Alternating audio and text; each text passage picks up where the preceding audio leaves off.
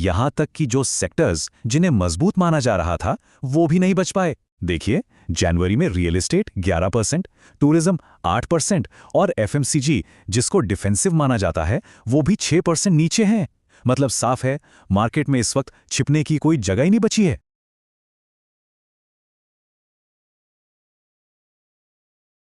नमस्कार। तो आज मार्केट में एक बार फिर से हाहाकार मच गया। सुबह एक तेजी से गिरावट आई और उसके बाद पूरा दिन एक खींचतान चलती रही। लेकिन आखिर में सब कुछ लाल निशान में ही बंद हुआ। तो चलिए आज की इस बड़ी गिरावट के पीछे की जो कहानी है ना, उसको थोड़ा आराम से परत दर परत समझते हैं। अब विश्लेषण शुरू करें उससे ठीक पहले एक जरूरी डिस्क्लेमर। देखिए, ये सारी जानकारी सिर्फ सूचना और शैक्षिक उद्देश्य के लिए है। हम सेबी रजिस्टर्ड सलाहकार नहीं है, इसलिए कोई भी निवेश का निर्णय लेने से पहले अपने वित्तीय सलाहकार से सलाह जरूर लें। तो आज की कहानी का हीरो या कहें विलन बैंक निफ्टी ही था। सोचकर देखिए, 600 से भी ज्यादा पॉइंट्स की जबरदस्त गिरावट, इसने तो पूरे मार्केट का मूड पूरी तरह से खराब करके रख दिया। और यहां ना एक बड़ा ही दिलचस्प कंट्रास्ट देखने को मिला।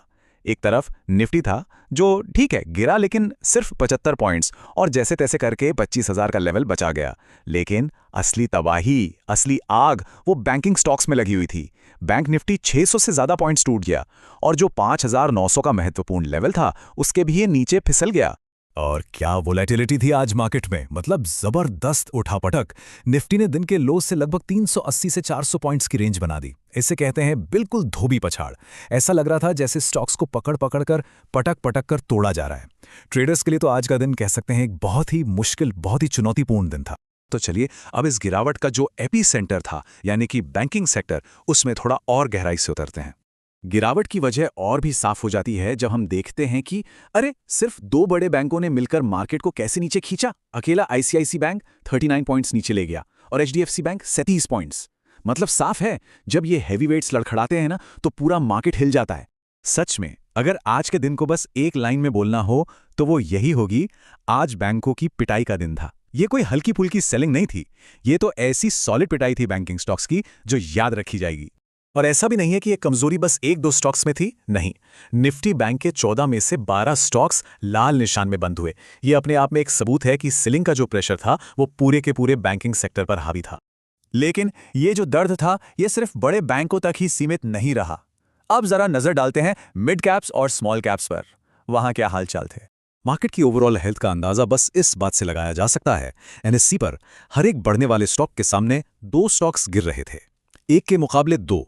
ये बिल्कुल साफ साफ संकेत है कि बिकवाली का दबाव किसी एक दो सेक्टर में नहीं बल्कि पूरे बाजार पर अक्रॉस द बोर्ड हावी था। और मिड कैप्स में वहां तो जैसे कटाई छटाई चल रही है। पिछले एक महीने में ही जो ट्रेडर्स के पसंदीदा स्टॉक्स होते हैं ना, डिक्सॉन 21% नीचे, अपार इंडस्ट्रीज 20%, कल्याण ज्वेलर्स 18%, सब टूट चुके हैं।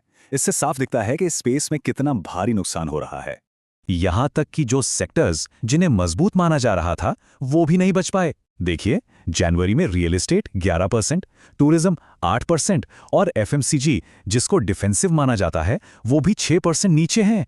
मतलब साफ है, मार्केट में इस वक्त छिपने की कोई जगह ही नहीं बची है। तो चलिए अब थोड़ा जूम आउट करते हैं, बिग पिक्चर को देखते हैं और उन मैक्रो फैक्टर्स को समझते हैं जो मिलकर ये पूरा नेगेटिव माहौल बना रहे हैं। ये नंबर देखिए, 32,000 करोड़। ये वो चौंकाने वाला आंकड़ा है जितनी सेलिंग एफआईआईज यानी फॉरेन इंस्टीट्यूशनल इन्वेस्टर्स जनवरी में अब तक कर चुके हैं। और सुनिए, महीना भी खत्म नहीं हुआ है। ऐसा लग रहा है ये फिगर आराम से 40,000 करोड़ तक भी जा सकता है। और आज एक और बड़ी प्रॉब्लम सामने आई, रुपए की कमजोरी। डॉलर के मुकाबले रुपया 91.63 के लेवल पर पहुंच गया। देखिए, ये एक बहुत बहुत बड़ी चिंता की बात है और इसने आज मार्केट की गिरावट को और भी ज्यादा तेजी दे दी।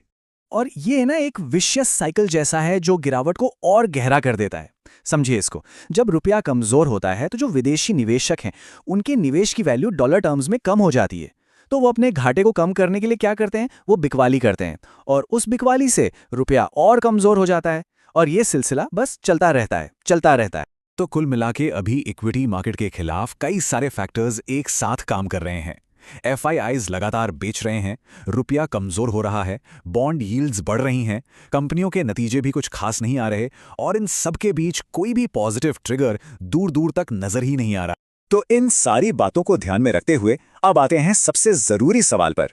सवाल यही है कि इस तरह के अस्थिर माहौल में आखिर सही रणनीति है क्या। देखिए, यहां पर दो अलग अलग तरह के लोगों के लिए अलग अलग सलाह है। जो लंबी अवधि के निवेशक हैं उनके लिए सीधी सलाह है वेट एंड वॉच। बजट तक इंतजार करें, कोई जल्दबाजी ना करें, गिरते हुए चाकू को पकड़ने की कोशिश बिल्कुल ना करें। और जो शॉर्ट टर्म ट्रेडर्स हैं उनके लिए तो ये माहौल बेहद बेहद खतरनाक है। ये अस्थिरता आम इंसानों के लिए नहीं, एल्गोरिदम्स के लिए है। इसलिए या तो बेहद सावधानी से ट्रेड करें या फिर सबसे अच्छा है कि थोड़े दिन साइडलाइंस पर बैठें। तो इस पूरे विश्लेषण का जो फाइनल वर्डिक्ट है, जो निचोड़ है, वो ये है कि ये एक सेल ऑन राइज मार्केट है। इसका मतलब क्या है? इसका मतलब ये है कि बाजार में जो भी छोटा मोटा उछाल या रिकवरी आएगी ना, उस पर भरोसा करना मुश्किल है। पूरी संभावना है कि उस पर फिर से बिकवाली हावी हो जाएगी। तो बहुत बहुत सावधान रहने की जरूरत है। तो उम्मीद है इस विश्लेषण से बाजार की तस्वीर को समझने में कुछ मदद जरूर मिली होगी। अगर तेज अपडेट्स चाहिए तो हमारे चैनल पेज पर फ्री व्हाट्सएप ग्रुप का लिंक है, उससे जुड़ा जा सकता है। और हाँ, अगर ये कोशिश पसंद आई हो तो इसे लाइक करें, शेयर करें और चैनल को सब्सक्राइब करके हमारा सपोर्ट करें। शुक्रिया।